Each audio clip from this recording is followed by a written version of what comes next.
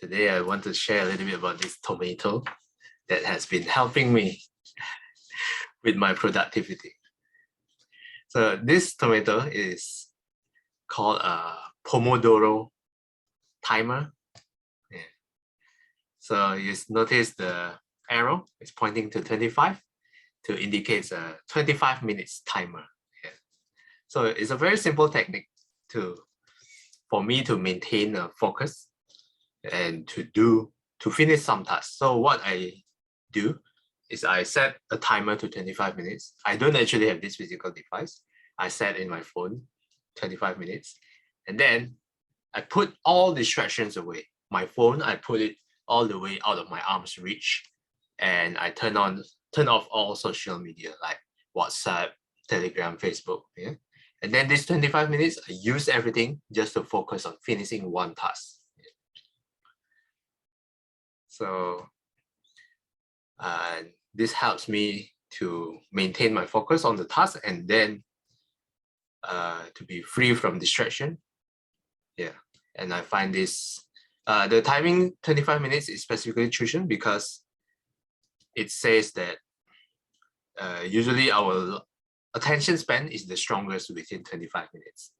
So after the timer is up, then I take a short break, like 5 to 10 minutes break. Yeah, and then I can continue on the next task. Yeah. If you find yourself not productive, you can try this method. It can be used for anything. I use it for reading, 25 minutes of reading. And then usually I get to read around 10 to 20 pages. Yeah, it's not too bad. But you can use it for many other things, watching lectures, yeah, and whatever task you choose to. Yeah, just a quick sharing about this technique. Okay. Let's go back to our reading materials.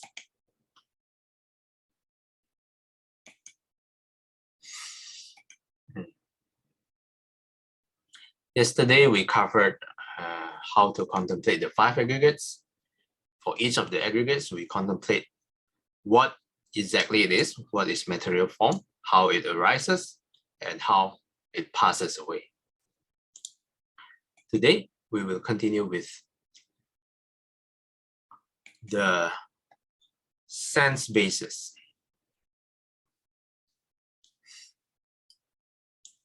Or the disciple may instead base his contemplation on the 6 internal and external spheres of sense experience. That is, the 6 sense faculties and their corresponding objects. Also taking note of the fetters or defilements that arise from such sensory contacts. The disciple dwells in contemplation of phenomena, namely of the 6 internal and external sense bases. He knows the eye and forms, the ear and sounds, the nose and odors, the tongue and tastes, the body and tangibles, the mind and mental objects. And he knows, as well as the fetter that arises in dependence on them, he understands how the unarisen fetter arises, how the arisen fetter is abandoned, and how the abandoned fetter does not arise again in the future. This is also from Digha Nikaya 22.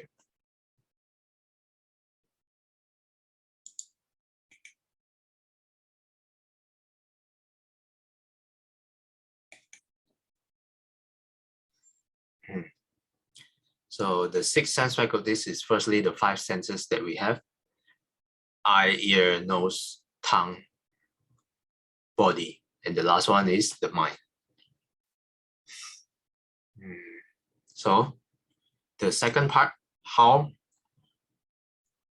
does fetters arises from the sense base? Let's take, for example, eye and forms.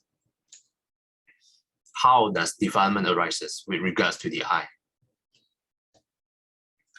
So whatever we see, for example, again, I use the example of a attractive lady, yeah, because this is what I find myself experiencing a lot, especially when I walk around the malls. Yeah? A lot of attractive ladies walking around. Yeah? So my eyes automatically, you know, not automatically, but my tendency is to, oh, yeah, you know, okay, I'm revealing my secrets here. Oh, attractive lady, but the head will turn. Yeah. So this is how defilement arises in me. Nothing wrong with the ladies, it's just my tendency. Yeah, with regards to forms. Yeah. So this is how I should note the defilement arise. Well, there's a greed, that there's a attraction towards the lady that I observe with my eyes, yeah, that caught my eye attention. That's with regards to greed. What about with regards to aversion? Yeah? I'm always averse to unhygienic stuff. So on the street, if I see some kind of a messy dustbin where all the trashes are overflowing out of the dustbin, then I would feel some kind of aversion towards that. Okay? So that is also how defilements of aversion arises with regards to eye and forms. Yeah, just some of my example. Ear and sounds. When the songs that I like, you know, is playing around, you know, if I enter into the mall and they play the songs that I like, I was, oh, immediately greed arises, pleasant feelings. Oh, this is my song. Thanks for playing it. Okay, what about when we meditate? And then someone, your neighbor or your housemates play a song. Why do they have to play a song when I'm meditating? But it's actually just how it is. Sometimes I also turn on music, but of course, as my housemate, they wouldn't know I'm meditating or not when I'm in my room. Yeah. So it's not their fault. There's ear and sounds, nose and odors. This is when you smell, unwholesome smell in the washroom when your housemates forget to flush, or did not flush cleanly. I was like, oh, when you enter the washroom, wow, I cannot tahan. I have to grab a tissue, cover my nose, go in, yeah, slowly go in and then flush for them. Yeah. That's for nose and others. Tongue and taste is obvious with the food and drinks that we like. Yeah. And sometimes we are forced to eat something that we don't like as well. When we go to events and they provide food, bo pian. Have to finish. And the last one, the mind and mental objects. Yeah. Whatever thoughts or fantasies or any kind of imagination that gives you pleasant or even unpleasant feelings, yeah, that's with regards to the mind. Yeah. Note how it arises and contemplate. Okay, that's for the 6 sense bases.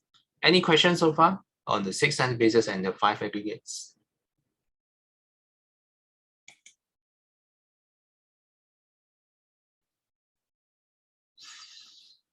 Okay, if not, then let's continue. Sorry, Saikyang.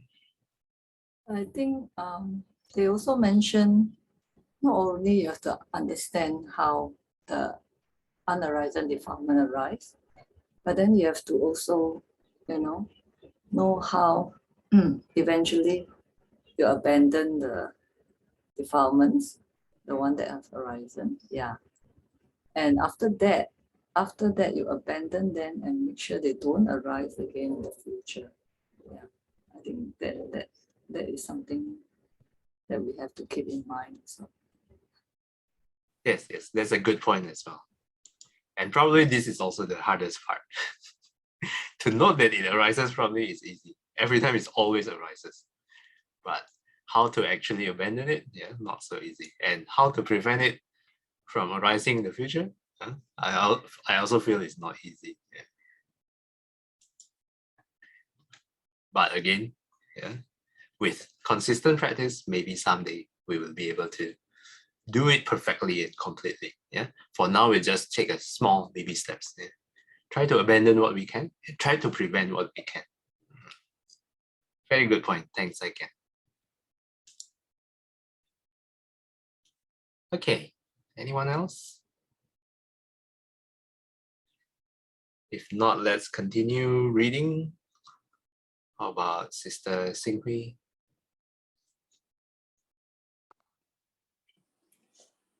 The view of self is further attenuated by examining the factors of existence, not analytically, but in terms of their relational structure. Inspection reveals that the aggregates exist solely in dependence on conditions. Nothing in the set enjoys the absolute self-sufficiency of being attributed to the assumed I. Whatever factors in the body-mind complex we look at, they are found to be dependently arising, tied to the vast net of events extending beyond themselves temporally and spatially. The body, for example, has arisen through the union of sperm and egg and subsists in dependence on food, water, and air. Feeling, perception, and mental formations occur in dependence on the body with its sense faculties. They require an object, the corresponding consciousness, and the contact of the object with the consciousness through the media of the sense faculties. Consciousness, in its turn, depends on the sentient organism and the entire assemblage of co-arisen mental factors. This whole process of becoming, moreover, has arisen from the previous lives in this particular chain of existence and inherit all the accumulated karma of the earlier existence. Thus, nothing possesses a self-sufficient mode of being. All conditioned phenomena exist relationally, contingent, and dependent on other things.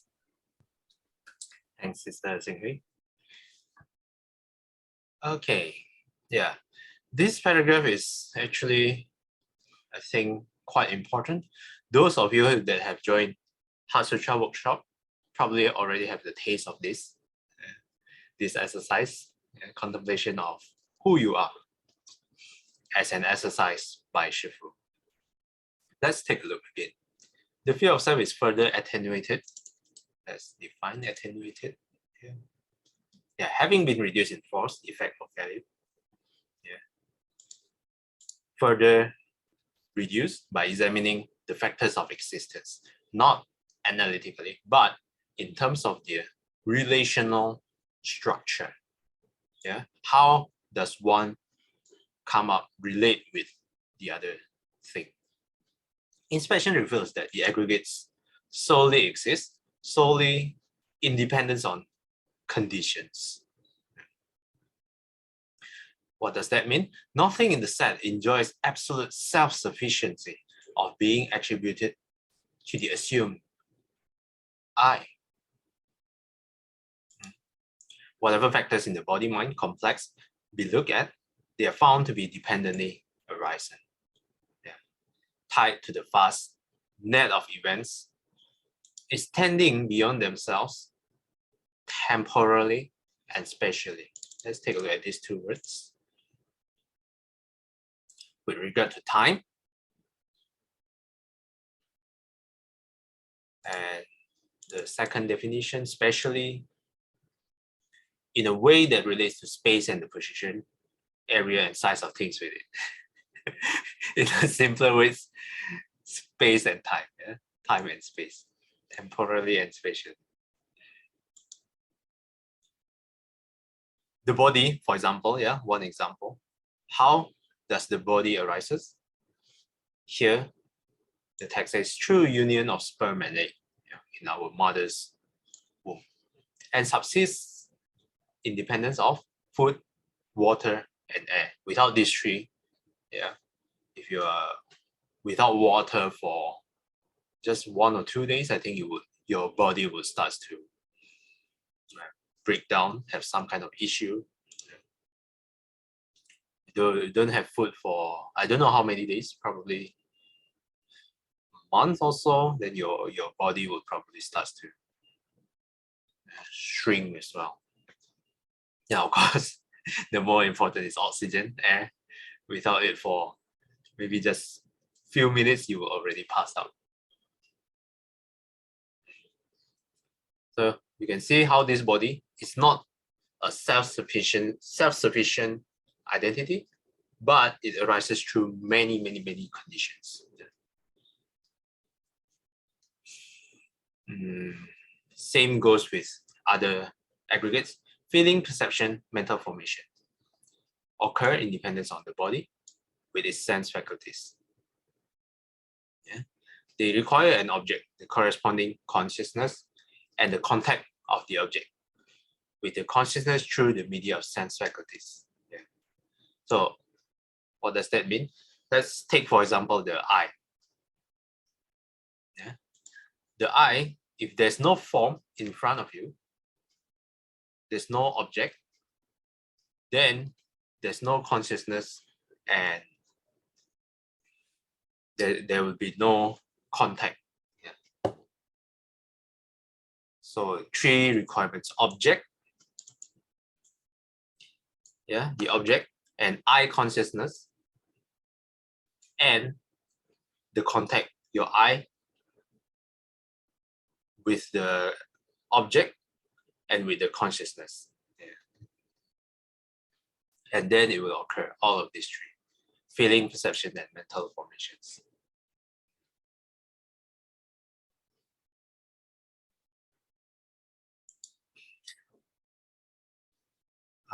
There's one question that I asked Shifu. It was quite eye-opening during a retreat.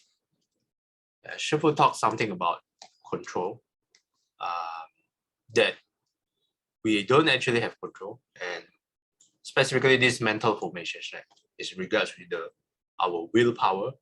So I asked Shifu, what do we mean what does Buddhism mean when Shifu says we don't have a control? There's no autonomy. I think the word that Shifu used back then. Yeah? Isn't the fact that I signed up for the retreat, I went for the retreat, isn't that what I did? Isn't that within my control? So that's the question I raised to Shifu. So Shifu's answer was, oh, it's true. Huh? It does feel like you have control. It does feel like you are the one signing up for the retreat. You are the one going for the retreat. But without the poster of the retreat, without the sign-up link, without the physical location of the retreat, am I able to go for the retreat? Yeah. So what exactly is the point here? Is that whatever control that I think I have is also based on conditions. Without the conditions, I would never be able to do such a thing. Another very simple example, just like raising my hand. Do I have control over raising my hand? In a way, yes, but if I don't have a hand, then I would not be able to raise my hand. So even raising my hand depends on condition that I have a hand. Yeah. So whatever control that I think I have is all conditional as well. That's another way to look at it. Let's continue exploring this paragraph. Consciousness in its turn depends on the sentient organism and the entire assemblage of co-arising mental factors. This whole process of becoming, if you look at the bigger picture, has arisen from previous lives in this particular chain of existences and inherit all the accumulated karma of the earlier existences. The conclusion here, thus nothing possesses a self-sufficient mode of being. All conditioned phenomena exist relationally, contingent and dependent on other things. A simile that I like a lot that I got from a book called The Monk and the Philosopher. In the book it says, it's like a river always flowing, but the river does not have a boat. There's no identity in the river, but it is always flowing continuously. The task here is to purify the river. Don't throw in rubbish in the river. If someone throw in rubbish inside the river, pick it up and clean it up. So that's how a simile of our consciousness, which I find relatable. Okay, any questions or comments? Yes, I can. Just now you mentioned about the ability to raise your hand, right? Yeah. So I was thinking of my recent encounter. You said if you don't have a hand, you can't raise a hand. Even if you have a hand, does not mean that you can raise your hand just by wanting to raise it. You know, you need your rotator cuff. So if it's torn, by looking at it, by wanting at it, still you are not able to do it. Yeah, that is my own experience. So, and not only that, it needs a lot of things in your body. It's not only the rotator cuff. You need your nerves, you need your, your bones to be healthy, your joints to be healthy. And then what if you have a stroke, in your brain, and then it will affect, everything. Yeah.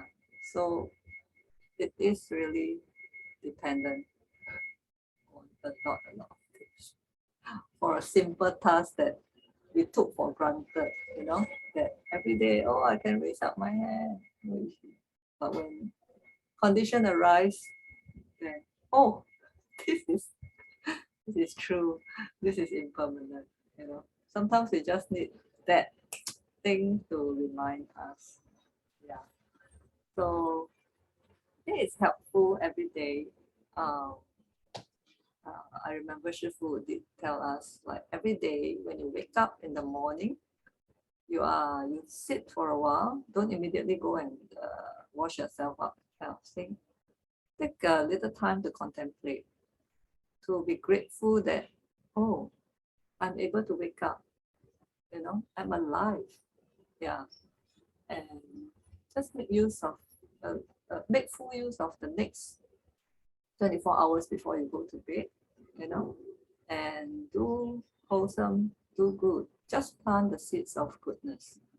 And then at the end of the day, before you go to sleep, also do some contemplation, reflect on what has happened today, and be grateful also to things that you are able to do. Yeah. So that's why you have to be grateful all the time. Yeah. Thanks for adding on, Saiken. Yeah, that's true. Even just to raise a hand, there are many other conditions. Yeah? Not just having a head. Like Saiken mentioned, it's bones, the rotator cuff, or something like that, and all the nerves. Yeah. So, and how is it? By the way, Saiken, now is it better? Okay. Oh, that's good. That's good. Yay. Yeah. And also another point to add on is that if we base our happiness based on all these conditioned things, for example, our body, one of the common example is our beauty. Yeah, people spend a lot of time and money and effort to maintain their beauty. They, buy makeups. They went for routine skincare. But the thing is, this body is extremely unreliable, because it's based on many, many, many conditions, and the conditions will eventually break down, within time. So if we base our happiness based on something so ephemeral, something so unreliable, when that thing finally changes, finally becomes impermanent, then our happiness also will become shaky. That is also what usually Buddhism try to point out. What exactly is our happiness based on? Is it something reliable or unreliable? Okay. Also, thanks for adding on the contemplation every morning, wake up, do some sitting. I think that's a good habit to do. Yes. Okay, any more comments? Okay, if not, then let's do a dedication. 愿消三障诸烦恼，愿得智慧真明了，普愿罪障悉消除，世世常行菩萨道。阿弥陀佛。Till we meet again, may we be guided by the Buddha, Dhamma, and the Sangha. Sadhu, sadhu, sadhu. Have a conditional Sunday ahead. Okay, thanks everyone for participating. I'll see you guys next time. Bye. Bye.